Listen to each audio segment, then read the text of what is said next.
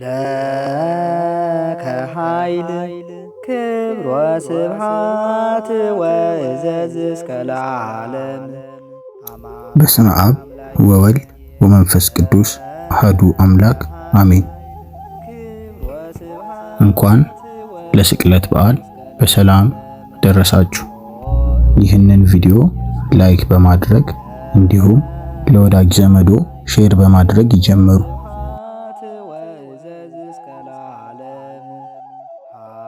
ሰሙነ ሕማማት ጌታችን ኢየሱስ ክርስቶስ የሰውን ልጅ ከዲያብሎስ ባርነት ነፃ ለማውጣት በፈቃዱ የተቀበላቸው ጸዋትወ መከራዎች የሚታሰቡበት ሳምንት ነው። የሰሙነ ሕማማት ዕለታት የዓመተ ኩነኔ ወይም የዓመተ ፍዳ ምሳሌዎች ናቸው። ክርስቲያኖች ክርስቶስ የዋለልን ውለታ እያሰብን እጅግ የምናዝንበት፣ የምናለቅስበት፣ የምንሰግድበት፣ ከሌሎች ቀናትና ጊዜያት በተለየ መልኩ አምላካችንን የምንማጸንበት፣ ጠዋት ማታ ደጅ የምንጠናበት፣ የክርስቶስን ተስፋ ትንሣኤ ከመቼውም ጊዜ በላይ በእምነትና በተስፋ የምንጠብቅበት፣ በዓመት አንድ ጊዜ ብቻ የሚገኝ ልዩ ተምሳሊታዊ ምስጢራትና አዘክሮ የሚፈጸምበት ሳምንት ነው። በዚህ ሳምንት ያሉ እያንዳንዳቸው ቀናት ስያሜና ከስያሜው ጋር የተያያዘ ምስጢር አላቸው። ከእነዚህ ሁሉ ግን ዓርብ የስቅለት ቀን እጅግ ልዩ ናት። የስቅለት ዕለት የዕዳ ደብዳቤያችን በጌታችን በመድኃኒታችን በኢየሱስ ክርስቶስ ለመጨረሻ ጊዜ የተደመሰሰበት፣ ከአጋንንት አገዛዝ ነፃ የወጣንበት ዕለት ስለሆነ የድኅነት ቀን ወይም መልካም ዓርብ ይባላል። ጌታችንና መድኃኒታችን ኢየሱስ ክርስቶስ ከተያዘባት ሰዓት አንስቶ አይሁድ ከቀያፋ ወደ ሐና፣ ከሐና ወደ ቀያፋ ሲያመላልሱት አደሩ። ሲነጋ ከቀያፋ ወደ ጲላጦስ አደባባይ አስረው ወሰዱት። ይህንን አጥፍቷል የሚሉት ነገር ሳይኖራቸው ጌታችንን ለፍርድ ያቀረቡት አይሁድ ጲላጦስ እነርሱ ወደ ተሰባሰቡበት ቦታ ወጥቶ ይህን ሰው ወደ እኔ ያመጣችሁበት በደል ምንድን ነው ሲል በጠየቃቸው ጊዜ በቂ ምላሽ አላቀረቡም። በግብረ ሕማማት የማይሞት መለኮት ስለኛ የሞትን ጽዋ ተቀብሎ በሰውነቱ ሞተ፣ ወዮ ለዚህ አንክሮ ይገባል እንደተባለ ስለኛ በፈቃዱ ይሞት ዘንድ ፈቃዱ ነበርና በአይሁድ ጭካኔ ምክንያትነት ሞት ተፈረደበት። ይህ የስቅለት ዕለት ሙሉ ምስጢሩና ሥርዓቱ በግብረ ሕማማቱ በስፋትና በጥልቀት እንደሰፈረው ነው። በዛሬው ቪዲዮአችንም ይህንን ለማንሳት እንሞክራለን። ፍኖተ መስቀል ጌታችን 15ቱን ምዕራፎች መከራ እየተቀበለ የተጓዘበት ነው። ጌታ በጲላጦስ ፊት ከቆመበት ቦታ ጀምሮ እስከ መካነ ትንሣኤው ድረስ በዕለተ ዓርብ የሆነው 15 የመከራ መስቀል መንገድ ምዕራፎች ወይም ፍኖተ መስቀል አሉ። እነዚህም የጲላጦስ አደባባይ ወይም ለፍርድ የቆመበት፣ የተገረፈበት፣ በመጀመሪያ የወደቀበት ቦታ፣ እመቤታችን እያለቀሰች ልጇን ያገኘችበት ቦታ፣ ቀሬናዊው ስምዖን የጌታን መስቀል የተሸከመበት ቦታ፣ ቤሮና ወይም ሰራፕታ በመሐረብ የጌታን ፊት የጠረገችበት ቦታ፣ የጎልጎታ መቃረቢያ የጌታችን ስቃይ ሴቶች አይተው ያለቀሱበት ቦታ፣ መስቀል ይዞ የወደቀበት፣ ልብሱን የገፈፉበት፣ ጌታን የቸነከሩበት፣ የተሰቀለበት ቦታ፣ ቅዱስ ሥጋውን ያወረዱበት ቦታ፣ ቅዱስ ሥጋውን የገነዙበት ቦታ፣ ቅዱስ ሥጋው የተቀበረበት ቦታ ናቸው። እነዚህ ምዕራፎች የጌታችንን መከራና የማዳኑን ሥራ ሲያሳስቡን ይኖራሉ። ሌላው ጌታችንና መድኃኒታችን ኢየሱስ ክርስቶስ 14ቱን ሕማማተ መስቀል የተቀበለበት ዕለት ነው። ዕለተ ዓርብ መድኃኒታችን ኢየሱስ ክርስቶስ ስለ መተላለፋችን የቆሰለበት፣ ስለ በደላችንም የደቀቀበት፣ ስለ ሁላችን ኃጢአት ራሱን መስዋዕት ያደረገበት፣ በእርሱም ቁስል እኛ የተፈወስንበት፣ በሞቱም የሞት ሥልጣን የተሻረበት ዕለት ነው። የሕይወት ባለቤት የሕያዋን ሁሉ አምላክ በፍቃዱ በሥጋ ሞቷልና የሞትን ሥልጣን አጠፋልን። ይህ ዕለት 13ቱን ሕማማተ መስቀል የተቀበለበት፣ እኛም እነዚህን እያሰብን የምንሰግድበት፣ በተደረገልን ቤዛነት እየተደነቅን ፍቅራችንን አምልኮታችንን የምንገልጥበት ዕለት ነው። የበረቱ ቅዱሳን ሙሉ ሕይወታቸውን፣ ትዳራቸውን፣ ደስታቸውን ትተው ዕለት ዕለት የሚያስቡትን መከራ መስቀል ኦርቶዶክሳዊት ቤተክርስቲያናችንም በየዕለቱ የምታስበውን የምትዘክረውን መከራ መስቀል እኛ ደካሞች ቢያንስ ለአንድ ሳምንት በልዩ ሁኔታ የምናስብበት ልዩ ወቅት ነው። በዚህ ልዩ ወቅት ስለ በደላችን እያነባን መድኃኒት የሆነንን የክርስቶስን 13ቱን ሕማማተ መስቀል እናስባለን። እነዚህም 13ቱ ሕማማተ መስቀል የሚባሉት በዝርዝር እንመለከታቸዋለን።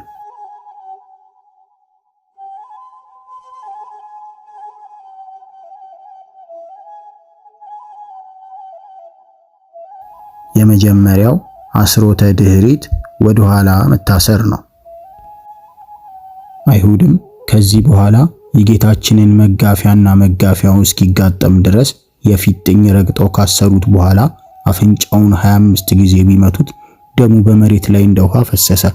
አስረውም ከቀያፋ ወደ ሐና ወደ ቀያፋ ሲያመላልሱት አደሩ።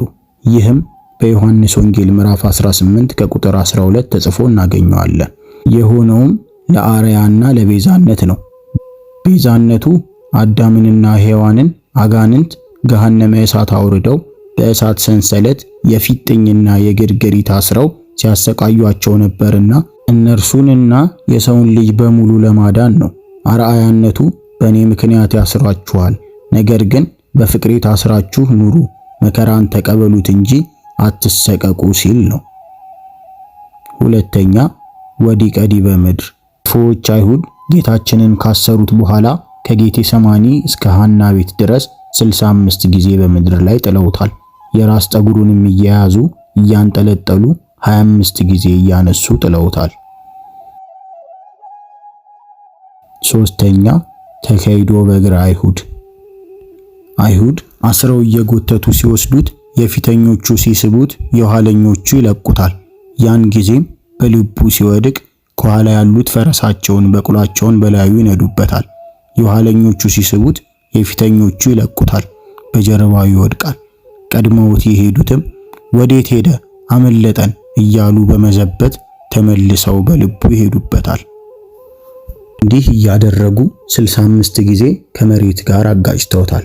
ሳይውልም በዚያ ጊዜ ከነርሱ ጋር ነበርና ጌታችን መመለስህ ላይቀር ለምን ትረግጠኛለህ ቢለው ትንቢት ተናገረብኝ ብሎ ሳውል 440 ጊዜ አስገረፈው። ዳግመኛም በጅንፎ በትር 62 ጊዜ መቱት። በአለንጋ 62 ጊዜ ገረፉት። አፉንና አፍንጫውን ደሙ እስኪወርድ ድረስ 40 ጊዜ መቱት። የእጆቹ ጣቶች እስኪደርቁ ድረስ 42 ጊዜ መቱት። አራተኛ ተስሂቦ በማይከለ አምድ። ይህም ጉሮሮን ታንቆ እንደ ውሻ መጎተት ማለት ነው። ጌታችንን አይሁድ ጉሮሮውን በብረት ሰንሰለት አጥብቀው አስረው ደም እስኪነስረው አይኑ ሊፈርጥ እስኪደርስ ድረስ 27 ጊዜ በጡጫ መቱት። በሁለት ታላላቅ ግንዶች መሃል አግብተው አንገቱ የታሰረበትን ከግንዶቹ ጋር በማሰር የፊተኞቹ ሲስቡት የኋለኞቹ ይለቁታል። በፊት ያለው ግንድ ልቡን፣ ደረቱን፣ ፊቱን ይመታዋል። የኋለኞቹ ሲስቡት የፊተኞቹ ይለቁታል። የኋላው ግንድ ወገቡን፣ ራሱን ይመታዋል። እንደዚህ እያደረጉ 62 ጊዜ ከግንዱ ጋር አጋጩት። አምስተኛ ተጽፎ መልታይት፣ በጥፊ መመታት። ሊቀ ካህናቱ ሐና ወደ ቀያፋ በላከው ጊዜ ቀያፋም አምላክ ነኝ ከሰማይ ወርጃለሁ የምትል አንተ ነህን ብሎ ጠየቀው። ጌታችንም አምላክነቴን እኔ ብቻ የምናገረው አይደለም አንተም ደግሞ ራስህ ተናገርክ እንጂ አለው። ይህም በማቴዎስ ወንጌል ምዕራፍ 27 ከቁጥር 11 ላይ ተጽፎ እናገኘዋለን። ቀያፋም ሎሌዎቹን ተቀምጣችሁ አታሰድቡኝ ብሎ በመቆጣት ልብሱን ቀደደ። እነርሱም ይህን ጊዜ ጌታችንን ፊቱን በጥፊ መቱት። እጃቸውን ቢደክማቸው ድንጋይ ጨብጠው አንገቱ እስኪደቅ ድረስ በድንጋይ ጥፊ 120 ጊዜ ፊቱን ጸፉት። ተኛ ተኮርዖተ ርእስ፣ ራስን በዱላ መመታት። አይሁድ ጌታችንን ኃላፊያቱን መጻያቱን አውቃለሁ ትላለህ እያሉ በመዘበት ፊቱን እየመቱ ራሱን እየገመሱ የመታህ ማን ነው ይሉት ነበር። ይህም በማቴዎስ ወንጌል ምዕራፍ 26 ከቁጥር 67 እንዲሁም በሉቃስ ወንጌል ምዕራፍ 22 ከቁጥር 63 ተጽፎ እናገኘዋለን። ዳግመኛም አክሊለ ሦኩን ለማድረግ እንዲያመቻቸው የራስ ፀጉሩን 25 ጊዜ ነጩት። ሰባተኛ አክሊለ ሦክ። እነሆ ክፉዎች አይሁድ ሰይጣን በልባቸው ነግሶ ክፋትን ብቻ እንዲያስቡ አድርጓቸዋልና ሰቁረት ያለበት እንደ ወረንጦና እንደ ወስፌ እንደ መርፌም ያለ 300 እሾህ ያለው ስርወጽ አድርገው የብረት አክሊል ሰርተው ከፍላት አግብተው በጉጠት አንስተው ኢየሱስ ናዝራዊ ንጉሥ ነህ ዘውድ ይገባሃል ብለው ያ ሁሉ እስኪገባ ድረስ በራሱ ላይ መቱበት። አክሊለ ሦኩም 73 ስቁረት ነበረው። ዳግመኛም ራሳቸው እንደ መሮ ወርዳቸው እንደ ሞረድ 4 ማዕዘን አሰርተው ቁመታቸውን ክንድ ከስንዝር ስለታቸውን እንደ ወስፌ እንደ መርፌ አድርገው ችንካር ሰርተው በዚያ በአክሊሉ 73 ሰቁረት አግብተው ያ ሁሉ እስኪገባ ድረስ በራሱ ላይ ቢመቱት ስጋ ለስጋ ገብቶ በአንገቱ ወርዶ መሃል ልቡን ወጋው። አክሊሉንም እንዳሸከሙት ጲላጦስ እንዲመረምረው ከቤት ወደ አደባባይ 3 ጊዜ አመላለሱት። በአራተኛው ከአደባባይ አኑረው ንጉሥ ሆይ እያሉ ርኩስ ምራቃቸውን እየተፉበት ተዘባበቱበት። እየሰገዱ ሲነሱ በፊቱ ተፍተውበት ይነሳሉ፣ ጀርባውንም በዘንግ ይመቱት ነበር። ስምንተኛ ተአርቆተ ልብስ። አይሁድ ስቃዩን አበዛ ነው፣ አሁን ደግሞ አፍሮ ደንግጦ ይሞታል ብለው በሰው ሁሉ መካከል ራቁቱን አቁመውታል። ዘጠነኛ ተቀስፎ ዘባን። ጀርባን በጅራፍ መገረፍ። አይሁድ ጲላጦስን ኃይለኛ በደለኛ ሰው ይዘናል፣ ጉባኤ ሰራልን አሉት። ጲላጦስም በጠዋት ጉባኤ ሰራላቸው። ክፉዎች አይሁድም ጌታችንን በቃሉ ሐሰት በሰውነቱ ክፋት የለበትምና ጲላጦስ ይህን ተመራምሮ በነፃ ቢለቀውና ባይፈረድበት ሐዘናችን ይበዛል፣ በኋላ እንዳይቆጨን ብለው አስቀድመው 305 ጊዜ በሽመል ደበደቡት። በባህሪ አምላክነቱ ቻለው እንጂ አንዱ ብቻ በገደለው ነበር። እያዳፉም ወስደው ጲላጦስ ፊት ካቆሙት በኋላ ኃይለኛ በደለኛ ነውና ስቀለው አሉ። ጲላጦስም በምን በደሉ ልስቀለው? በደሉን ንገሩኝ አላቸው። አይሁድም ሰንበትን ሻረ፣ የሰለሞንን ቤተ መቅደስ አፍርሱት፣ በሦስተኛው ቀን እሰራዋለሁ አለ፣ ራሱን አምላክ አደረገ የሚሉ 3 ክሶችን አቀረቡ። አይሁድን ክፋት ማሸነፍ የማይሆንለት ሆኖ ነው እንጂ ጲላጦስ ጌታችንን ለማዳን ብዙ ለፍቶ ነበር። በሕጋቸው መሰረት የሚሰቀል አይገረፍም፣ የሚገረፍም አይሰቀልም ነበርና ጲላጦስ ገርፋችሁ ልቀቁት አላቸው። አይሁድንም ዳግመኛ ሕጋችሁ ስንት ይገረፍ ትላለች ቢላቸው እነርሱም 41 ይገረፍ ይላል፣ ነገር ግን ለእርሱ አይበቃውም አሉት። ጲላጦስም ለእርሱ ስትሉ ሕጋችሁን ትተላለፋላችሁን? በሉ እንደ ሕጋችሁ ብቻ ገርፋችሁ ልቀቁት፣ ከቁጥር አብልጣችሁ ብትገርፉት ግን ከደሙ ንጹሕ ነኝ ብሎ በፊታቸው ታጠበ።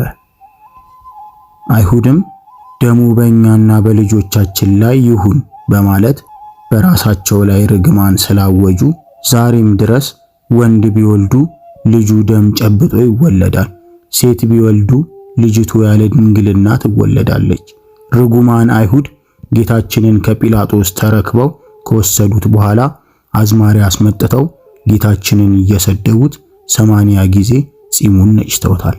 መከራውን ሲያጸኑበት አድረዋልና ደሙ እንደ ውሃ ጎርፍ ፈሷል። ስጋው እየተላጠ መሬት ላይ ወድቋል። ክፉዎች አይሁድ አሰቃቂ ግርፋትን ሲገረፍ ያየነው እንደሆነ ልባችን ሊራራ ይችላል ብለው ሰንጠረዥ ገበጣ ሰርተው ሲጫወቱ አንዱ ተነስቶ 50 እና 60 ድረስ ይገርፈውና ሲደክመው ቆጠራችሁን ብሎ ይጠይቃል።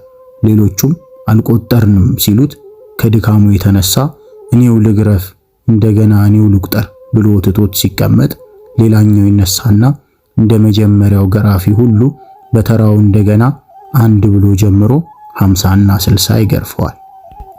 ሁሉም እንዲህ እያሳሳቱ የራሳቸውን ሕግ እየተላለፉ አይሁድ ጌታችንን ሥጋው አልቆ አጥንቱ እንደ በረዶ ነጭ ሆኖ እስኪታይ ድረስ 6666 ጊዜ ጽኑ ግርፋትን ገረፉት። በእነዚህ ሁሉ ግርፋቱ ወቅት 366 ጊዜ ሥጋው ተቆርሶ መሬት ላይ ወድቋል። ሥጋው እየተቆረሰ ከምድር የወደቀው 76 ነው። 10ኛ ጸዊረ መስቀል፣ መስቀልን መሸከም። ጌታችንን አይሁድ የእንጨት መስቀል አሸክመው ከሊቶስጥራ እስከ ቀራንዮ ድረስ እያዳፉ ሲወስዱት 136 ጊዜ በምድር ላይ ጥለውታል። ከኋላ ያሉት ፍጠን እያሉ ገፍትረው ይጥሉታል። ከዚያ ያሉት ደግሞ ምን ያስቸኩልሃል እያሉ መልሰው ገፍትረው ይጥሉታል። እንዲህ እያደረጉ መስቀል አሸክመው እያዳፉ ቀራንዮ አድርሰውታል። 11ኛ ተቀንዖ በቅንዋት፣ በችንካር መቸንከር። ቀራንዮ ካደረሱት በኋላ አይሁድ ቁመታቸው ክንድ ከስንዝር፣ ስለታቸው እንደ ወስፌ እንደ መርፌ ያሉ፣ ወርዳቸው እንደ ሞረድ የሆኑ፣ አራት ማዕዘን የሆኑ፣ ራሳቸው እንደ መሮ ያሉ 5 ታላላቅ ችንካሮችን ሰርተው ሳዶር በሚባለው ችንካር ቀኝ እጁን፣ አላዶር ግራ እጁን፣ በዳናት 2 እግሮቹን፣ በአዴራ መሃል ልቡንና በሮዳስ ደረቱን ቸንክረው የአዳም ራስ ቅል ባለበት ቀራንዮ አደባባይ ላይ ሰቅለውታል። 12ኛ ተሰቅሎ በዕፅ፣ በእንጨት መሰቀል። መስቀሉን በስሩ ተክለው ጊዜ ቀትር ሲሆን ጌታችንን ቢሰቅሉት ሥጋው በግርፋት አልቆ ነበርና የጎኑ አጥንት ተተረተረ። አይሁድም የጎኑ አጥንት ስንት ነው እስኪ ቁጠሩት እያሉ ተዘባበቱበት። ይህም በነቢዩ ቅዱስ ዳዊት አጥንቶቼ ሁሉ ተቆጠሩ ተብሎ የተነገረው ትንቢት ይፈጸም ዘንድ ነው። ጌታችን ከምድር ከፍ ከሰማይ ዝቅ ብሎ በ7 ክንድ ከስንዝር መስቀል ላይ በጊዜ ቀትር ተሰቅሎ 7ቱን መስተጻርራን አስታረቃቸው። እነዚህም 7 መስተጻርራን እግዚአብሔርና ሰው፣ ሰውና መላእክት፣ ነፍስና ሥጋ፣ ሰማይና ምድር፣ ሕዝብና አሕዛብ ናቸው። በቀራንዮ አደባባይ ላይ በገበያ ቀን በተሰቀለም ጊዜ አይሁድ ሲያልፉ ሲያገድሙ ከወንበዴዎች ጋር የተሰቀለው ያ አምላክ ነኝ ከሰማይ ወርጃለሁ ብሎ ይናገር የነበረው አይደለምን? ታዲያ ምን ነው ተሰቀለ ብለው ስቀው አንገታቸውን ነቅንቀው ያልፋሉ። ቅዱስ ዳዊት እኔም በእነርሱ ዘንድ ለነውር ሆንኩ፣ ባዩኝ ጊዜ ራሳቸውን ነቀነቁ ብሎ ትንቢት እንደተናገረ፣ ነገር ግን የጌታችንን እርቃን አናሳይም ብለው ፀሐይ ጨለመች፣ ጨረቃም ደም ሆነች፣ ከዋክብትም ረገፉ። 13ኛ ሰትየ ሐሞት፣ መራራ ሐሞትን መጠጣት። ጌታችንና መድኃኒታችን ኢየሱስ ክርስቶስ 12ቱን ሕማማተ መስቀል ሲቀበል ውሎ 9 ሰዓት በሆነ ጊዜ ተጠማሁ አለ። ይህም በዮሐንስ ወንጌል ምዕራፍ 19 ከቁጥር 26 ተጽፎ እናገኘዋለን። አይሁድም ይህ ዕብራዊ ውሃ ጠማኝ አለ። ጲላጦስ ተመራምሮ ሳያድነው ቶሎ የሚገድል ነገር እናጠጣው ብለው ከመከሩ በኋላ ጉሮሮ ቆርጦ የሚጥል አንጀት የሚበጥስ ከብዙ ነገር የተደባለቀ እጅግ መራራ አጠጡት። ጌታችንን ቀምሶ ተፋው እንጂ አልዋጠውም። በዚህም ነቢዩ ቅዱስ ዳዊት ለመብሌ ሐሞት ሰጡኝ፣ ለጥማቴም ሆምጣጤ አጠጡኝ ብሎ የተናገረው ትንቢት ተፈጸመ። ጌታችን ከዚህ በኋላ 7ቱን ቃላት በመስቀል ላይ ተናግሮ ራሱን ወደ ቀኝ ዘንበል አድርጎ ቅድስት ነፍሱን በገዛ ስልጣኑ ለየ። በዕለተ ስቅለት ጌታችንና መድኃኒታችን ኢየሱስ ክርስቶስ ለእኛ ሲል እነዚህን ሕማማተ መስቀል መቀበሉን እያሰብን የአምልኮ ስግደት እንሰግድለታለን። ይህ ዕለት ጌታችን በመስቀል ላይ ሆኖ 7ቱን አጽርሐ መስቀል ወይም የፍቅር ቃላት የተናገረበት ዕለት ነው። እነዚህም ቃላት በየራሳቸው ጥልቅ ምስጢር ያላቸው ሲሆኑ የማዳኑ ሥራም አካል ናቸው። 7ቱ ቃላትም ኤሎሄ ኤሎሄ ኤልማስ ላማ ሰበቅታኒ፣ አምላኬ አምላኬ ለምን ተውከኝ፣ አን ብለከ እሙን ፈድፋደ ከመዮም ትሄሉ ምስሌ ውስተ ገነት፣ እውነት እውነት እልሃለሁ ዛሬ በገነት ከኔ ጋር ትኖራለህ። አባ አማሐጽን ነፍሴ ውስተ እዴከ፣ አባት ሆይ ነፍሴን በእጅህ አደራ ሰጣለሁ። አባ ሰረይ ሎሙ እስመ በዘኢያእምሩ ይገብሩ፣ አባት ሆይ የሚያደርጉትን አያውቁምና ይቅር በላቸው። ነዋ ወልድኪ ወነያ እምከ፣ እናትህ እነኋት እነሆ ልጅሽ።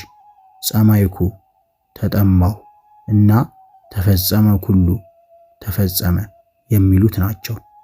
እነዚህ ሰባቱን በመስቀል ላይ ሆኖ ተናግሮ ራሱን ወደ ቀኝ ዘንበል አድርጎ ነፍሱን ከሥጋው በገዛ ስልጣኑ ለየ። በስቅለት ዕለት እነዚህ በንባብና በዜማ እያልን እንሰግድለታለን። በሰማይና በምድር 7 ተአምራት የተከናወኑበት ዕለት ነው። በዕለተ ዓርብ በሰማይ 3 ተአምራት ተከናውነዋል። እነዚህም የፀሐይ መጨለም፣ የጨረቃ ደም መልበስ፣ የከዋክብት መርገፍ ናቸው። ይህም የሆነው በመስቀል ላይ ያለውን አምላካቸውን ዕርቃን ላለማሳየት ነው። ሊቁ አባ ጊዮርጊስ ይህንን ፀሐይ ጸልመ ወወር ደመ ኮነ ወከዋክብት ወድቁ ፍጡነ ከመይረአዩ ዕርቃኑ ለዘአልበሶሙ ብርሃነ ሲል ገልጾታል። እንዲሁም በምድር 4 ተአምራት ታይተዋል። እነዚህም የቤተ መቅደስ መጋረጃ መቀደድ፣ የዓለቶች መሰንጠቅ፣ የመቃብሮች መከፈት፣ የሙታን በአጸደ ሥጋ መነሳት ናቸው። እነዚህ ተአምራት በመስቀል ላይ የተሰቀለው ወልደ እግዚአብሔር መሆኑን ለሰው ልጆች ያረጋገጡ ምልክቶች ነበሩ። እነዚህን ተአምራት አይተው በጌታችን ያመኑ ነበሩ። ከሰቃዮቹ ወገን የሆኑት እንኳን በትሕትናው በተአምራቱ ተማርከው አምነው ምስክሮቹ ሆነዋል። የስቅለት ቀን የገነት በር የተከፈተበት፣ በአንጻሩ ደግሞ ሲኦል የተበረበረችበት ነው። በአዳም በደል ምክንያት 5500 ዘመን ተዘግታ የነበረችው ገነት የተከፈተችበት፣ በአንጻሩ ደግሞ ሰልጥና የነበረችው ሲኦል የተበረበረችበት፣ ነፍሳት ከሲኦል ወጥተው ወደ ገነት የገቡበት ነው። የስቅለት ዕለት የገነት መዘጋት ያበቃበት፣ የሲኦልን መሰልጠን ያከተመበት ነው። ቅዱስ ጳውሎስ ጥልን በመስቀሉ ገደለ ሲል የገለጸው በእነዚህ መካከል የነበረው ጥል ማብቃቱንና ፍጹም ሰላም መስፈኑን ያሳያል። የሰው ልጅ ከዲያብሎስ እስራት የተፈታበት ዕለት ነው። የስቅለት ዓርብ የሰው ልጆች በዘር ኃጢአት ቁራኝነት ይኖሩበት የነበረው የጨለማ ሕይወት ያከተመበት፣ ፍጹም ድህነት ያገኙባት ታላቅ ዕለት ናት። የስቅለት ዓርብ የሲኦል አበጋዝ ዲያብሎስ በንፋስ አውታር የታሰረበትና ስልጣኑ የተሻረበት፣ በአንጻሩ ደግሞ ታስሮ የነበረው አዳም የተፈታበትና ወደ ገነት የተመለሰበት ናት። በመጀመሪያ ጌታችንና መድኃኒታችን ኢየሱስ ክርስቶስ ሲፈረድበት ወንጀለኛ የነበረው በርባን ተፈታ። ጌታችን በሥጋው ሲሞት አዳምና ልጆቹ በሙሉ ተፈቱ። ቅዱስ አትናቴዎስ በምድር ላይ ኃጢአትን አሳፈረ፣ መርገምን በመስቀል ላይ ሻረ፣ ሞተ ነፍስን በሲኦል አጠፋ፣ ፈርሶ በስብሶ መቅረትን በመቃብር አፈራረሰ እንዳለ፣ እንዲሁም ቅዱስ ጴጥሮስ ሞተ በሥጋ ወሐይወ በመንፈስ ወወረደ ሀበለ ሙቅህታ ትነብር ነፍሶሙ ወሰበከ ሎሙ ግእዛነ፣ በሥጋ ሞተ፣ በመንፈስ ወይም በመለኮት ግን ሕያው ነው። እርሱም ደግሞ ሄደ፣ በወህኒ ወይም በሲኦል ለነበሩ ነፍሳት ነፃነትን ሰበከላቸው እንዳለው ጌታችን በሲኦል እስራት የነበሩትን ነፍሳት ነፃ አወጣቸው። በ9 ሰዓት ጌታችን በውሃው ተጠምቀን ደሙን ተቀብለን የእግዚአብሔር ልጆች እንሆን ዘንድ ከቀኝ ጎድኑ ጥሩ ውሃ ትኩስ ደም አፈሰሰልን። ዕለተ ዓርብ ተጠምቀን ድህነት የምናገኝበት ውሃ ከጎኑ የፈሰሰበት፣ የዘላለም ሕይወት የምናገኝበት ቅዱስ ሥጋውና ክቡር ደሙን ያገኘንበት ዕለት ነው። በነገው ዕለት ስለ ዓለም የሚቆረሰው ሥጋዬ የሚፈሰው ደሜ ይህ ነው እንዳለ ቤተ ክርስቲያንም የተዋጀችው በዚህ በዕለት ዓርብ በፈሰሰው ደሙ ነው። በዚህ ዕለት አርማችን መስቀሉ፣ ማይተማችን ደሙ፣ ሕይወታችን እርሱ ሆኗል። ሥጋውንና ደሙን በመስቀሉ ላይ አግኝተናል። ከመስቀሉ ስር ድንግል ማርያም በዮሐንስ አማካኝነት እናት እንድትሆነን እኛም ልጅ እንድንሆን የተሰጠንበት ቀን ነው። እናቱ እናት እንድትሆነን በይፋ የተሰጠንበት ቀን ነው። እነኋት እናትህ እነሆ ልጅሽ ብሎ ሰጠን። ርኅርኅት እናት ከመስቀል ስር በዕለተ ዓርብ አግኝተናል።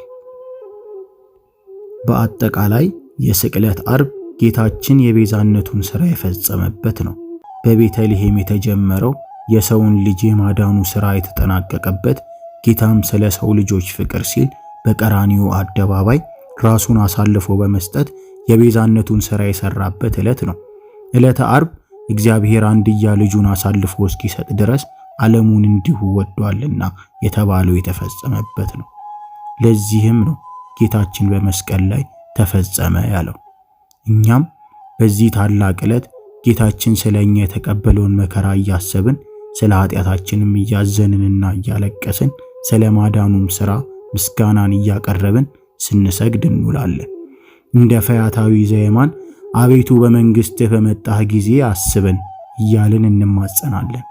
እርሱም ዳግመኛ በመጣ ጊዜ እንዲያስበን የጾማችንን ፍጻሜ በቅዱስ ሥጋው በክቡር ደሙ ማኅተምነት ማተም ይኖርብናል። የኢትዮጵያ ኦርቶዶክስ ተዋሕዶ ቤተክርስቲያንም ዓርብን የጌታችንና የአምላካችንን የመድኃኒታችን የኢየሱስ ክርስቶስን ስቅለት በልዩ ሁኔታ ታከብረዋለች። ዓርብ እያንዳንዱን ቅጽበት ዓይናችንን ከጌታችን ስቅለት ሳንነቅል እንድንውል ታደርገናለች። ከመጽሐፍ ቅዱስ በተለይም ከብሉይ ኪዳን በበደላችን ምክንያት ያገኘን መከራ አድነን ብለን የተጣራነውን ጥሪ፣ የጮኽነውን ጩኸት፣ ስቃያችን ይነበባል። በተአምረ ማርያም የድንግል ሐዘኗ ይነገረናል። በዚህ ዕለት በእያንዳንዱ ሰዓት ምን እንደተከናወነ በአራቱም ወንጌላውያን እንደተጻፈው ይነገረናል። ጊዜ ሰለስቱ ሰዓት ሊገሉት ስለማማከራቸው፣ በርባን ተፈቶ ኢየሱስ እንዲሰቀል ስለመጠየቁ፣ ክፉዎች በግፍ እንደያዙት ለጲላጦስ አሳልፈው እንደሰጡት እያነበብን መንፈስን ሁሉ በሚቆጣጠር ዜማም እየደገምን ከካህናቱ ጋር አብረን እናዜማለን። የክርስቶስን መከራ እያሰብን እናዝናለን። እንዲህ እያልን ጊዜ ሰለስቱ ሰዓት አሐዝዎ ለኢየሱስ ክርስቶስ ወወሰድዎ ይስቅልዎ። በ3 ሰዓት ኢየሱስን ይዘው ሊሰቅሉ ወሰዱት። ጊዜ ሰለስቱ ሰዓት አህየወ ሎሙ በርባነሃ ወወሃቦሙ ኢየሱስሃ ይስቅሉ። በ3 ሰዓት በርባንን ፈታላቸው፣ ኢየሱስን ግን ይሰቅሉት ዘንድ አሳልፎ ሰጣቸው። ጊዜ ሰለስቱ ሰዓት ወሰድዎ ለኢየሱስ ውስተ አውደ ምኵናን። በ3 ሰዓት ኢየሱስን ወደ ፍርድ አደባባይ ወሰዱት። ጊዜ ሰለስቱ ሰዓት ቀሰፎ ጲላጦስ ለኢየሱስ ወመጥዎሙ ይስቅልዎ። በ3 ሰዓት ጲላጦስ ኢየሱስን ገረፈው፣ እንዲሰቅሉትም አሳልፎ ሰጠው። በ6 ሰዓትም ክብር ይግባውና ጌታችን የተሰቀለበት ነውና መሪው ዲያቆን በሚያሳዝን ዜማ ቀነውኒ እደዌየ ወእገርየ ለቁ ኩሎ አይጽምትየ፣ ቀነውኒ እደዌየ ወእገርየ፣ እጆቼንና እግሮቼን ቸነከሩኝ፣ አጥንቶቼም ሁሉ ተቆጠሩ፣ እጆቼንና እግሮቼን ቸነከሩኝ እያለ ከመዝሙረ ዳዊት የተገኘውን ትንቢት ያዜምልናል። እኛም እየተቀበልን እናዜማለን፣ እንወድቃለን፣ እንነሳለን። በመቀጠልም በዚህ ሰዓት የተከናወነውን ወንጌላውያኑ እንደጻፉት በካህኑ ይነበብልናል። ተነቦ ሲያልቅም እንዲህ እያልን እንሰግዳለን። ጊዜ 6ቱ ሰዓት አልበስዎ አልባሲሁ ለኢየሱስ ወወሰድዎ ይስቅልዎ። በ6 ሰዓት አይሁድ ኢየሱስን ቀይ ግምጃ አልብሰው ሊሰቅሉት ወሰዱት። ጊዜ 6ቱ ሰዓት ቀትር ሶቤሃ ሊቃነ ካህናት ሰቀልዎ ለኢየሱስ በቀራንዮ መካን። በ6 ሰዓት ቀትር ሲሆን የካህናት አለቆች ቀራንዮ በሚባል ቦታ ኢየሱስን ሰቀሉት። ጊዜ 6ቱ ሰዓት አበጥዎ ለስምዖን ከመ ይጹር መስቀሎ። በ6 ሰዓት ስምዖንን መስቀሉን ይሸከም ዘንድ አስገደዱት። ጊዜ 6ቱ ሰዓት ሰቀልዎ ለኢየሱስ ማእከለ ክልኤ ፈያት። በ6 ሰዓት ኢየሱስን በሁለት ወንበዴዎች መካከል ሰቀሉት። በ9 ሰዓት ጌታችን ለኛ ነፍሱን አሳልፎ ሰጠን። መሪው ካህን ኦ ዘጠይመ ሞተ በሥጋ በማለት ይህንን ያውጃል። ዲያቆኑም ለመብሌ ሐሞት ሰጡኝ ለጥማቴም ሆምጣጤ አጠጡኝ የሚለውን በዜማ ያሰማል። ይህም በእያንዳንዱ ወንጌላዊ እንደተመዘገበው ይነበብልናል። ከተነበበ በኋላም የሚከተሉትን እያልን እንሰግዳለን። ጊዜ ተሰዓቱ ሰዓት ጸራ ኢየሱስ በቃሉ ወይቤ ኤሎሄ ኤሎሄ። እኛም ይህንን እያሰብን እንወድቃለን፣ እንነሳለን። በየሰዓቱ ስለ ሁሉ እንጸልያለን።